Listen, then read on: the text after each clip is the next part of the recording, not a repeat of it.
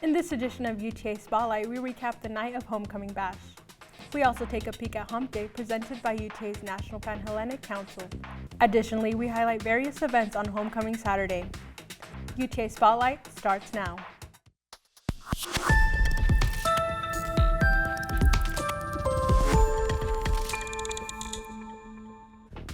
Welcome to UTA Spotlight, where we bring UTA highlights to you. I'm Valeria Olvera. Thank you for joining us. This year's UTA Homecoming celebration ranged from different events, including one of the most anticipated ones, which is the Homecoming Bash. This year's Homecoming Bash took place at Texas Hall. Students who attended the concert were able to enjoy multiple music performances throughout the night. This year's lineup included Mexican OT, Travis Porter, and Drody. This year's Homecoming Bash was a success, and we can't wait to see who headlines next year. Homecoming Week brought Maverick spirit to life. UTA students had various opportunities to celebrate and show their pride. Spotlight reporter Daniel Castaña has more. Homecoming Saturday started with a campus-wide 5K run and walk at the MAC. The race brought the Maverick community together and raised money for the UTA Emergency Assistance Fund. Participants arrived early to warm up with a Zumba session led by UTA rec staff. I think it just brings everybody together, it's a fun thing to do, exercise together is always fun. Yeah, I think it brings everyone together, like Juan said, and it also promotes healthy habits as well, too. As race time approached, the runners lined up and took off as UTA cheer and wranglers motivated and celebrated competitors across the finish line. Hardest thing was the uphills, going up. That killed me. And then when I tried to get to the last turn, I'm like, screw it, it's all nothing. Full sprint. A couple of hours later, students had the opportunity to enjoy live music, giveaways, and food to celebrate Maverick pride at the Homecoming tailgate before the Maverick basketball game on Spaniolo Drive. I honestly like the cookie printing. Me and my friends actually got to go and print our cookie in our cute little outfit, and we're all matching. I think it's really cute. Lastly, the Homecoming spirit ended with a parade and a performance from the UTA cheer squad before the anticipated basketball game. Daniel Castaña, UTA Spotlight. Unfortunately, the men's basketball team lost the homecoming games against Louisiana Tech 92-77. To find more student events, visit the link below. The Divine Nine showed up and showed out on Hump Day. They shined and began Homecoming Spirit Week with a bang. Spotlight reporter James Russ has more. Hump Day has never looked so good. The UTA National Pan-Hellenic Council invited students and alumni to a night of dancing and socialization.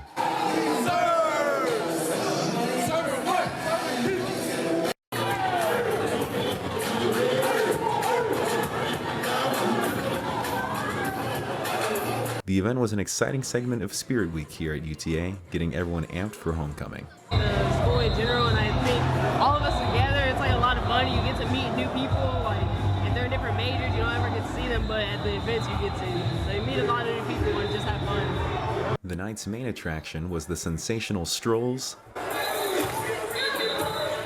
steps,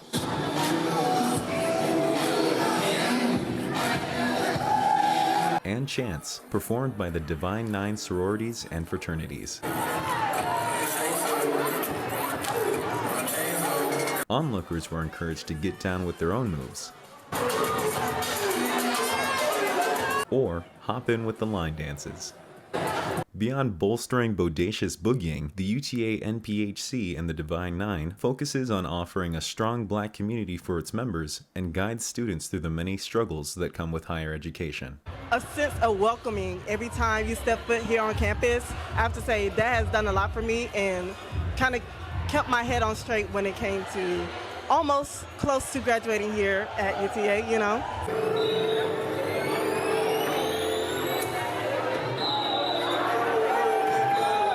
To learn more about these organizations or want to attend one of their events, you can visit their Instagram at UTA NPHC, where they regularly post the achievements and ongoings of the fraternities and sororities.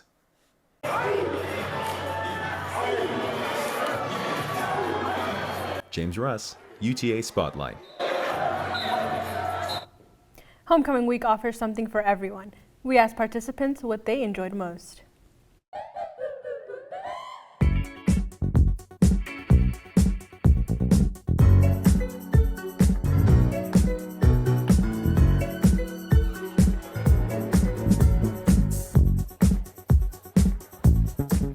My favorite part about homecoming is just the joy and the camaraderie of everyone together and just all cheering for the same team.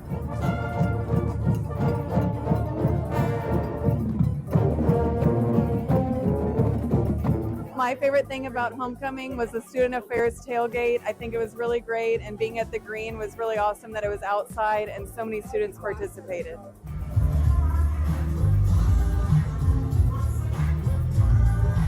My favorite part of homecoming was the parade and watching the dance team and the cheer team and Blaze go with the band. It was so fun. Go Bucks!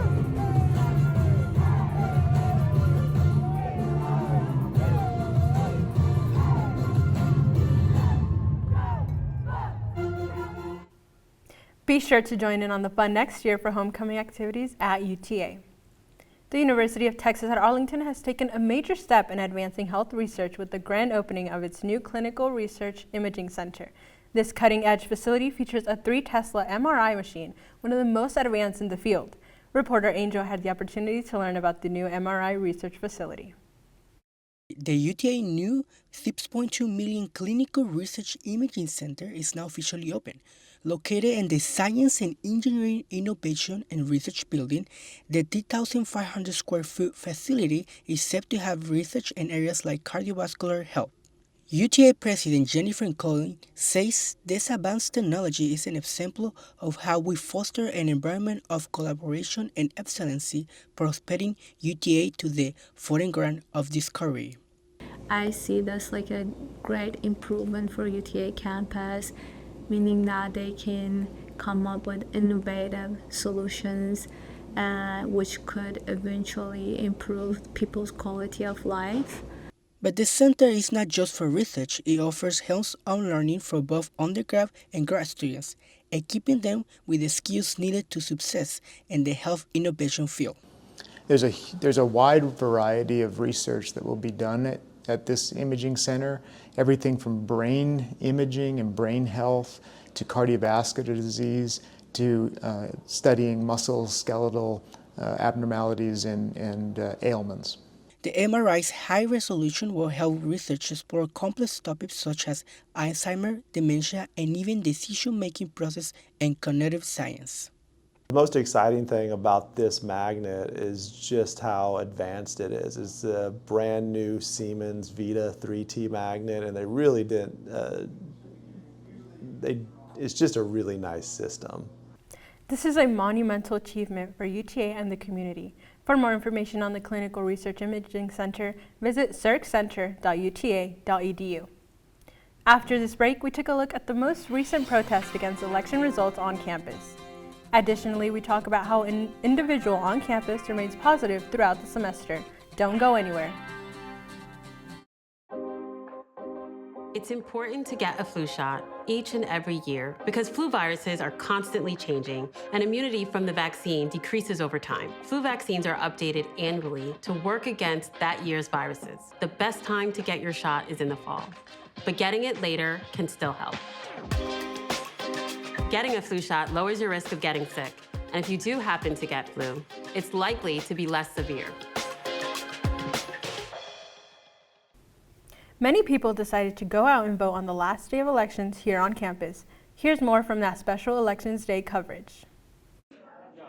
On Tuesday, November 5th, millions of citizens went out to decide the direction of the country in an election that could change everything. In this election, voters had 2 options between candidates to elect the 47th president. The anticipation to vote reached Tarrant County, here in the city of Arlington, where many were waiting in long lines to cast their vote. There was an atmosphere of anticipation throughout the city as people left the polls waiting to soon find out who would win the race. But this election is different from previous elections, as many people have felt divided between the 2 candidates. I spoke with Texas District 92 Representative Salman Bojani, who gave me his opinion on what kind of candidates we need for government positions.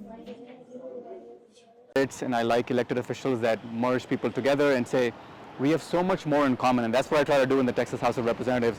I work with Republicans, Independents, Democrats to make sure that we can file good policy for Texas. So party over people. An important factor in this election was the young people. As for many, it was their first time voting in the presidential election. Many students at the university came out to vote and share what it was like in their first experience. It was super nerve-wracking, but I'm super grateful for my voice and put my vote towards something I believe in. I'm super grateful for this. I'm a first-generation American.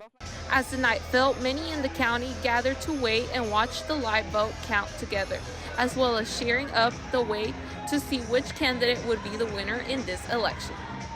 Mabel Cruz, UTA Spotlight. In the 2020 elections, it took 4 days to count the votes. This time, we were able to find out who the winner was in a matter of hours. Students at UTA were united to protest against the election results in relation of the Israel and Palestinian conflict. Reporter Angel has a story. Let's take a look. These protesters are making their voice heard after the results of the elections. So we're out here protesting today not only because of the Trump presidency, but the options we've been given for this election period. We plan to have a rally regardless of who won the election.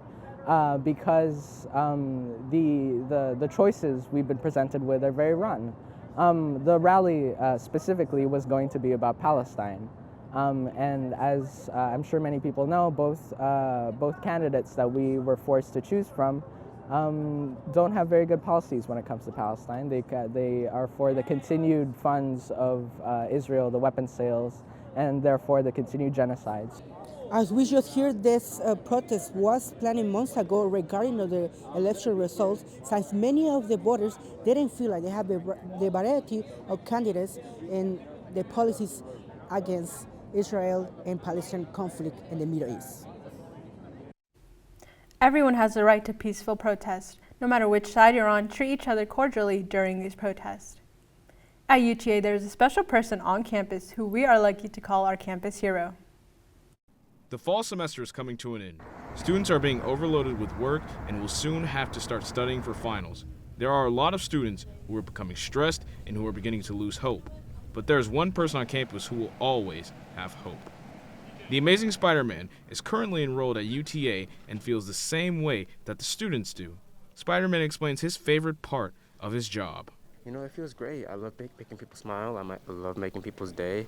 And I just love trying to be the best version of myself that I can for everyone, doing what I can for the people. Spider-Man has been at UTA for 3 years. He is currently a junior, and he's majoring in kinesiology. In his free time, Spidey likes to go to events that are around campus and promote things for a good cause. He also tells him what made him UTA Spider-Man. Initially, it started off as a joke, just among my friends, and then I realized the effect that it had on people, how it really made people just enjoy themselves throughout the day when just seeing a local hero. For 2 years, Spider-Man has been recognized as the campus hero. Max Paulson gives us his thoughts. Yeah, I really like him. I think he serves as like kind of a symbol on campus, and he advocates for different things. UTA Spider-Man has been called a hero and an inspiration by many people around the campus.